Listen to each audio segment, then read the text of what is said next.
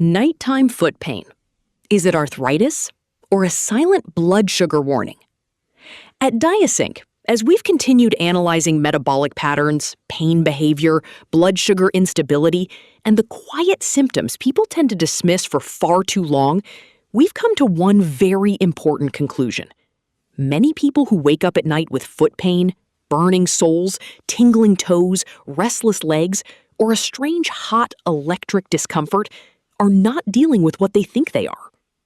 Most people reach for the simplest explanation first. They say it's age. They say it must be arthritis. They say their joints are wearing out. They say it's normal. But what we've repeatedly seen in the clinical logic behind these symptoms is that what looks like simple joint pain can sometimes be one of the earliest silent warnings of nerve damage driven by unstable blood sugar and metabolic dysfunction. And that changes everything. Because this is not just about pain. It is about whether the body is quietly signaling damage long before the average person realizes that something deeper is happening. One of the most important things we want people over 40 to understand is this. The body often whispers before it screams. And one of the clearest places it whispers is in the feet, especially at night.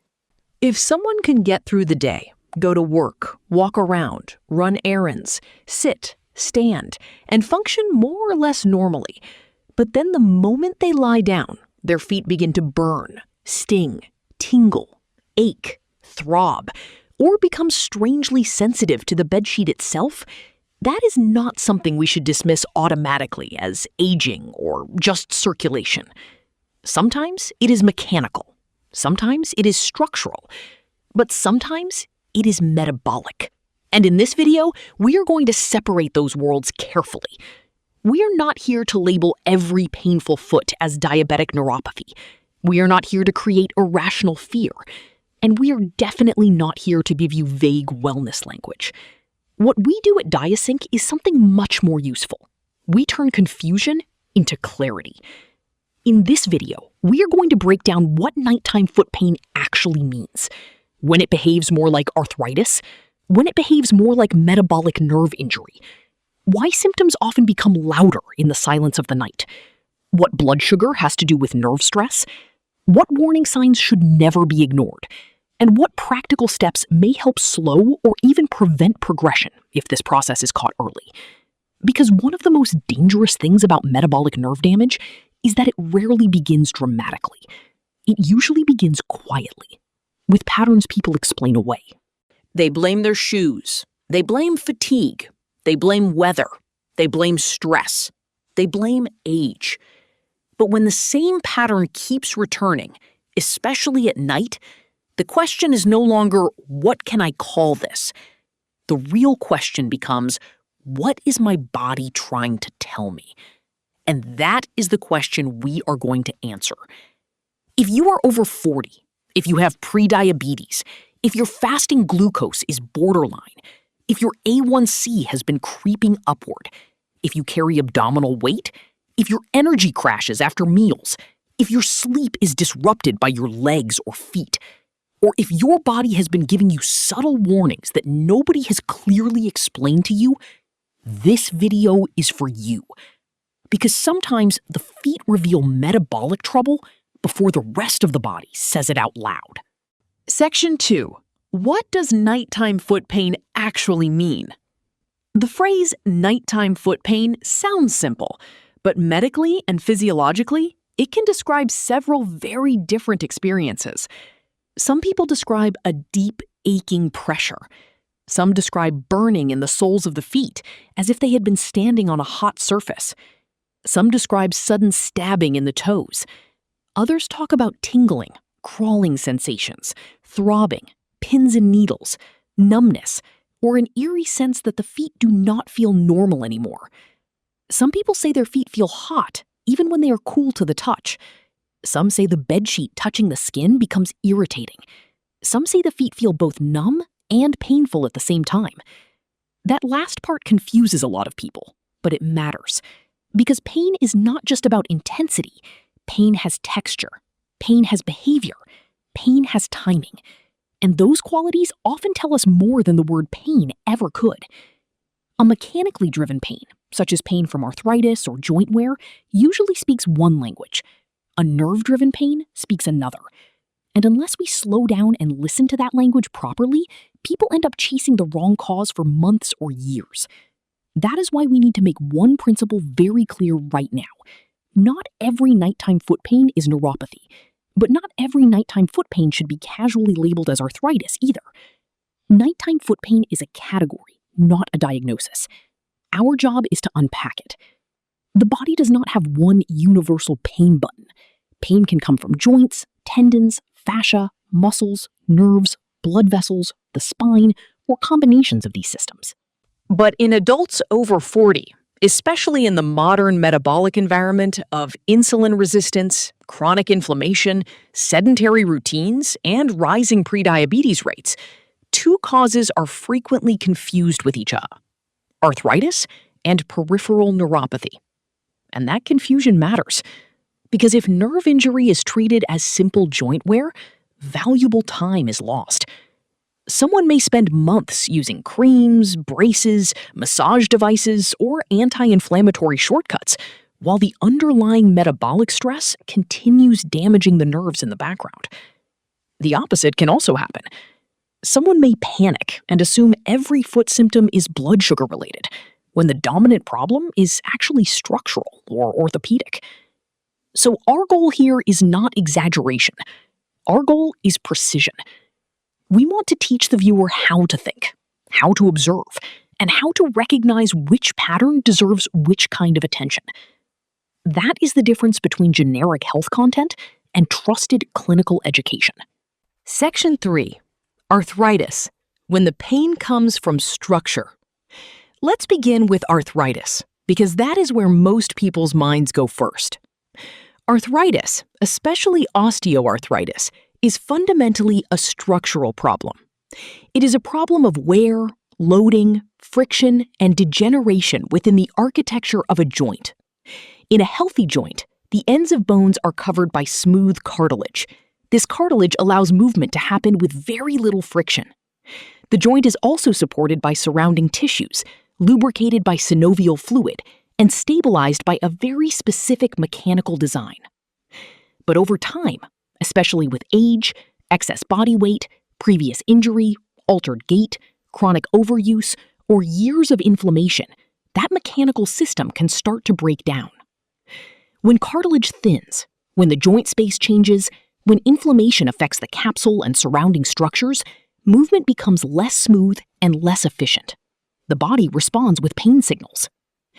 This type of pain tends to have a recognizable pattern. It is usually worse with loading, worse with walking, worse with stairs, worse after prolonged standing, worse when a stiff joint is first asked to move.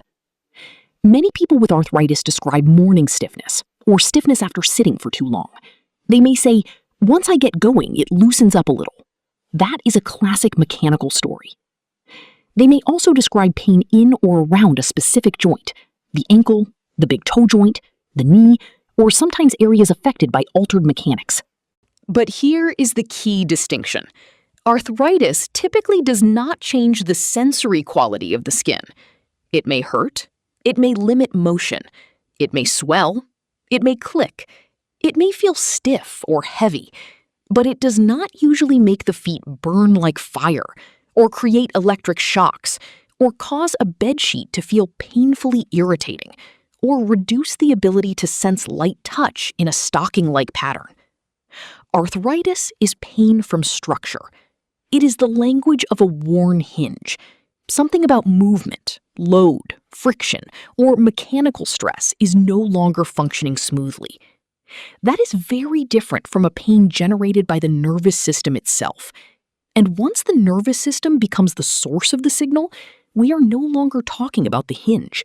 We are talking about the wiring. Section 4. Peripheral neuropathy, when the messenger is injured. Peripheral neuropathy is one of the most misunderstood long-term consequences of metabolic dysfunction. To understand it, we need to understand what a nerve really is. A nerve is not just a passive thread in the body. It is living tissue. It is a communication cable. It is part electrical, part chemical, part vascular, and part structural. It has to remain nourished, protected, oxygenated, and biochemically stable in order to transmit signals accurately.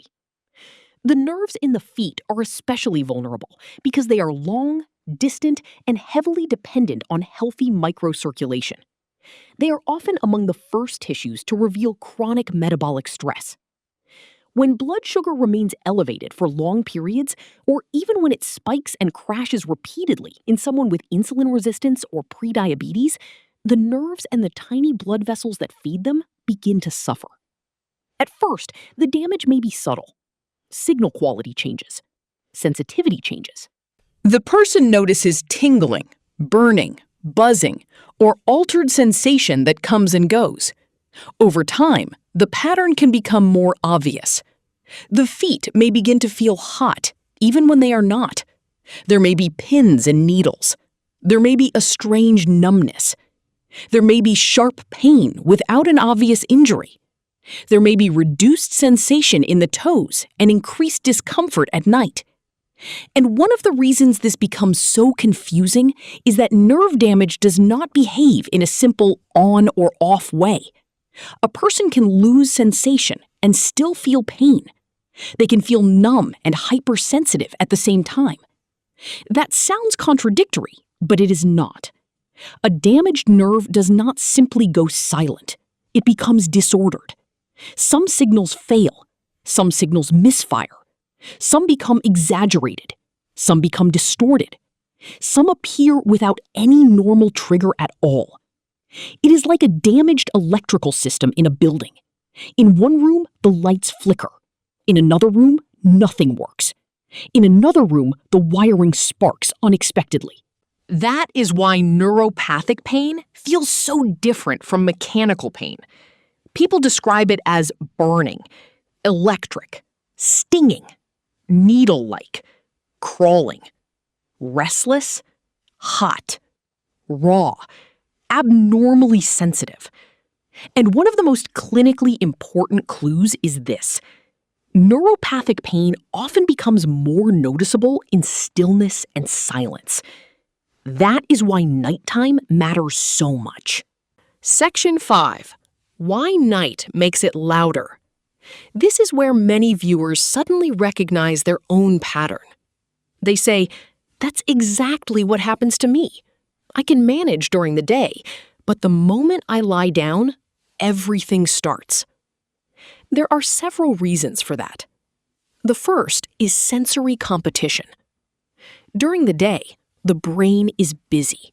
It processes movement, vision, sound, conversation, decision-making, balance, posture, light, and constant environmental change. When the nervous system is flooded with normal input, subtle abnormal signals may be partially filtered into the background. But at night, the external world quiets down. Movement decreases. Visual input decreases. Noise decreases. Attention shifts inward. And when that happens, the irregular signals produced by irritated or damaged nerves become more noticeable. The pain may not always be dramatically stronger in a purely biological sense, but your awareness of it becomes much sharper. The second reason is circadian biology. The body's inflammatory tone, hormone patterns, and stress response chemistry are not static across 24 hours. Hormones such as cortisol play roles in how the body regulates inflammation and sensation. At certain points during the night, the internal environment becomes different from the daytime state. If low-grade inflammation is already present around stressed nerves, nighttime physiology can make those symptoms feel louder. The third reason is mechanical stillness. When you lie down, the pattern of contact changes, temperature changes, pressure distribution changes. The feet become more still. For irritated sensory nerves, even light contact from fabric may become disproportionately uncomfortable. This phenomenon, where normal touch feels unpleasant or painful, is something we often see in neuropathic conditions. It does not fit well with a simple arthritis narrative. The fourth reason is behavioral and metabolic. Many adults eat their heaviest meal at night. They snack late. They consume refined carbohydrates, desserts, bread, rice, ultra-processed foods, or sweet drinks close to bedtime. Then they lie down.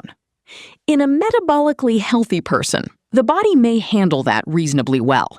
But in someone with insulin resistance, borderline glucose control, or ongoing glycemic variability, the evening can become a perfect storm. Blood sugar rises, insulin rises, inflammatory stress rises, recovery physiology is interrupted, and symptoms that were already quietly present may become unmistakable. In other words, nighttime is not only quieter. For many people, it is also metabolically revealing. Section 6. How blood sugar damages nerves. Now we need to go deeper, because this is the biological core of the entire discussion. When we say high blood sugar damages nerves, that sounds simple, but what does it actually mean? It means that the internal chemical environment surrounding the nerves becomes progressively hostile. One major mechanism is glycation. Glycation is the process in which excess glucose attaches to proteins and lipids in a disorganized, harmful way. Over time, this contributes to the formation of compounds known as advanced glycation end products, or AGEs.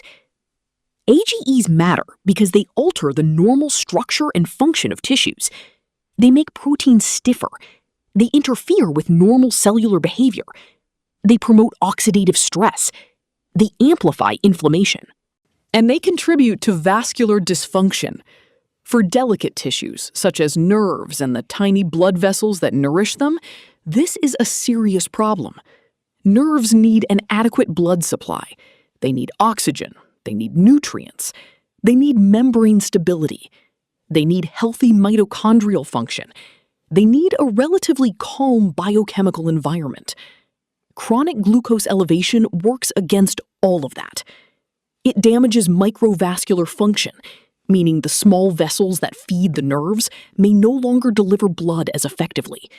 The nerve becomes relatively undernourished. It increases oxidative stress, which is a state in which damaging reactive molecules overwhelm the body's antioxidant defenses. This affects cell membranes, proteins, and energy systems. It activates inflammatory pathways that keep the tissue in a persistent low-grade stress state. It disrupts intracellular metabolic pathways in ways that impair the nerve's ability to maintain itself properly.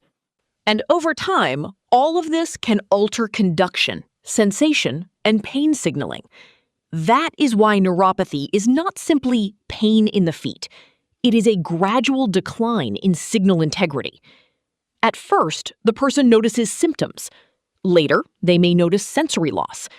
Later still, balance may worsen, protective sensation may decline, and unnoticed injury becomes more likely. And this is why early recognition matters so much, because by the time numbness becomes advanced, the process has often been active for quite a while. Section 7. It can start before real diabetes. One of the most dangerous myths in metabolic health is the idea that damage only begins after a formal diabetes diagnosis.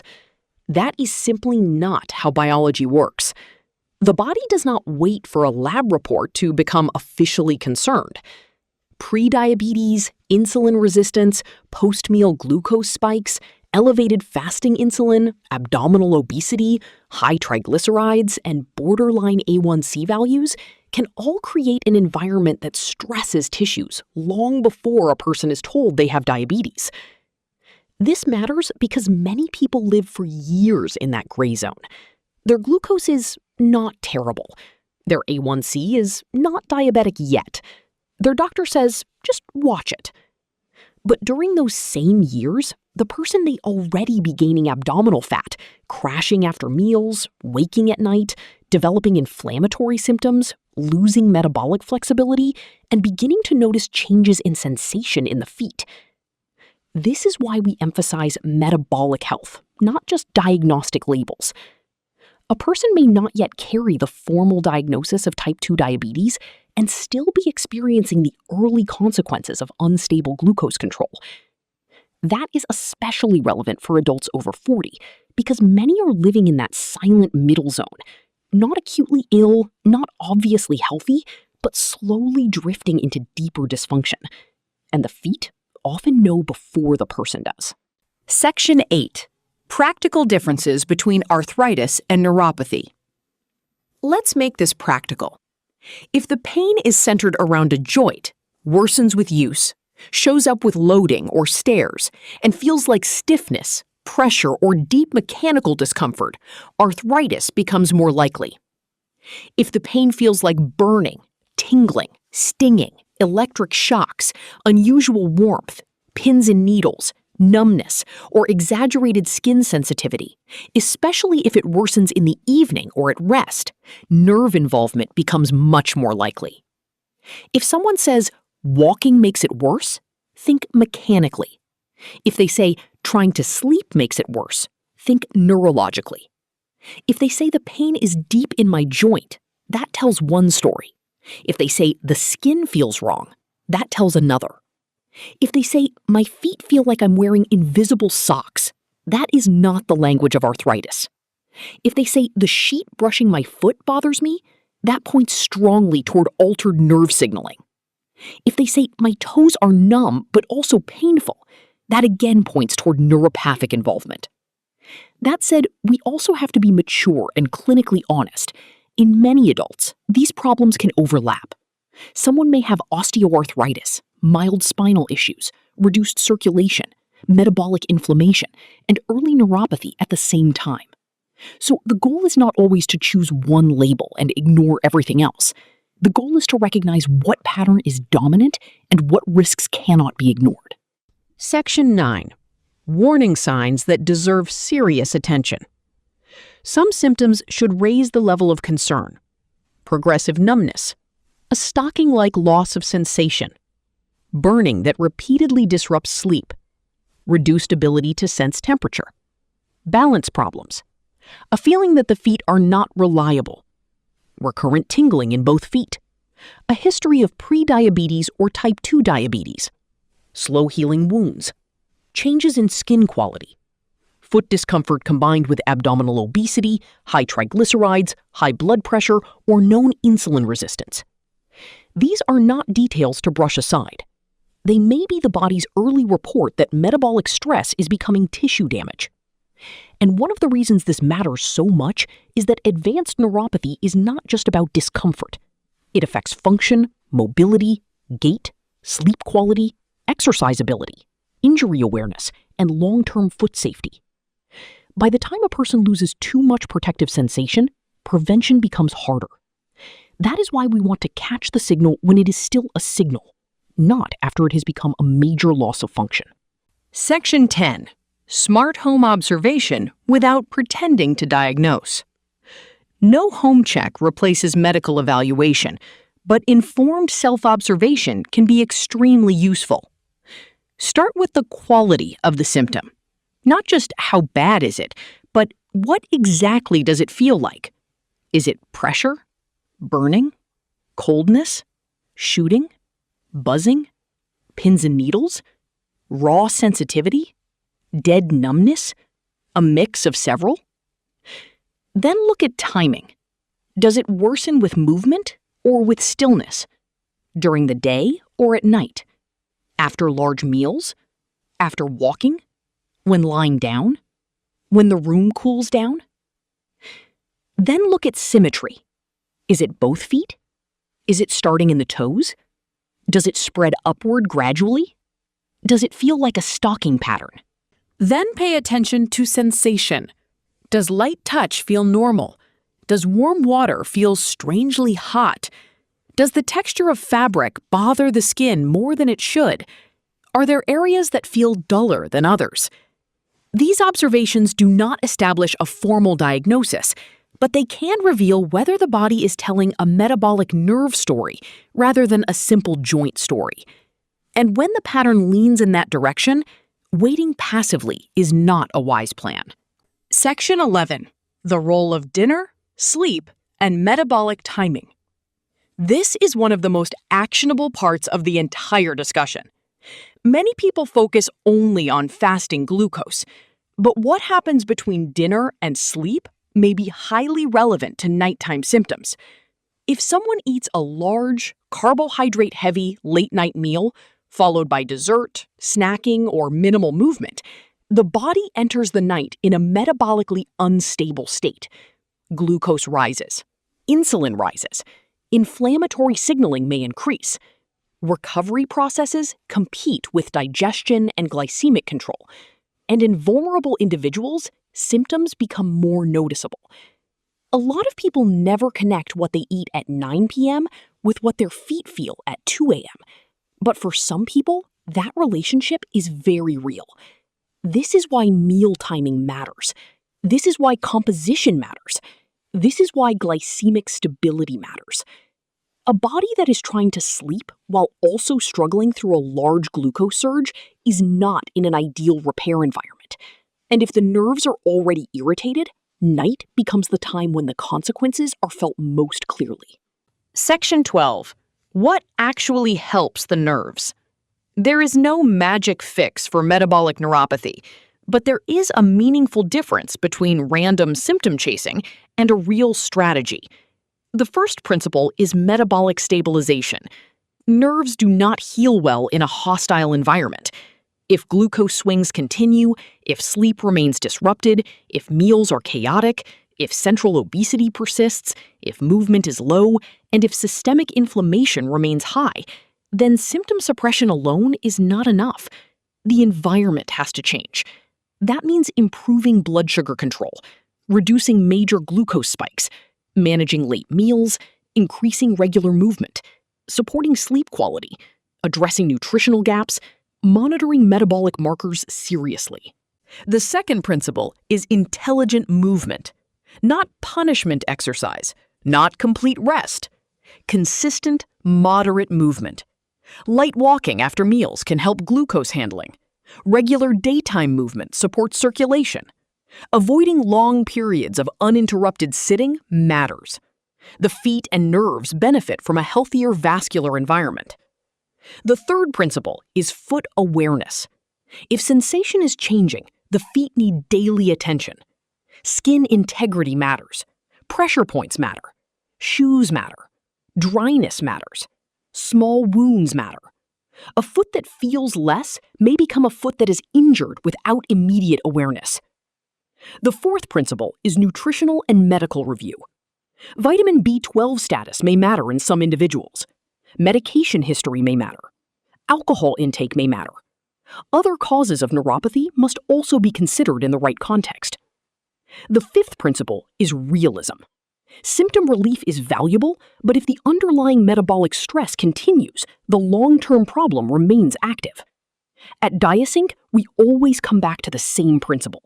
The body is biochemical before it is symptomatic. If you want the symptoms to truly change, the biology underneath them must change too. Section 13. A brief word on supplements. In the health space, supplements are often handled badly. They are either sold like miracles or dismissed too casually. The truth is more nuanced. In neuropathy discussions, certain compounds, such as alpha-lipoic acid and active forms of specific B vitamins, are often part of the broader scientific conversation. But the mature way to frame this is simple. No supplement replaces glycemic control, metabolic stability, and proper medical evaluation.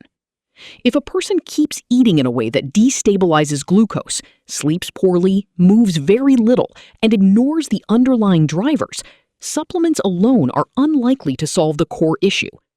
But in a well-structured plan, targeted support may play a role. The important point is to avoid turning one tool into the entire strategy. Section 14. What should never be brushed off? Not every nighttime foot symptom is metabolic neuropathy. Sometimes vascular disease plays a role. Sometimes spinal nerve compression plays a role. Sometimes restless leg syndrome, medication effects, inflammatory conditions, or nutrient deficiencies contribute.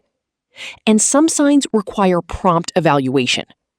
Rapid weakness, foot drop, significant swelling, severe discoloration, open wounds, sudden major asymmetry, signs of infection, loss of pulses, severe pain with major functional change. This is where seriousness matters.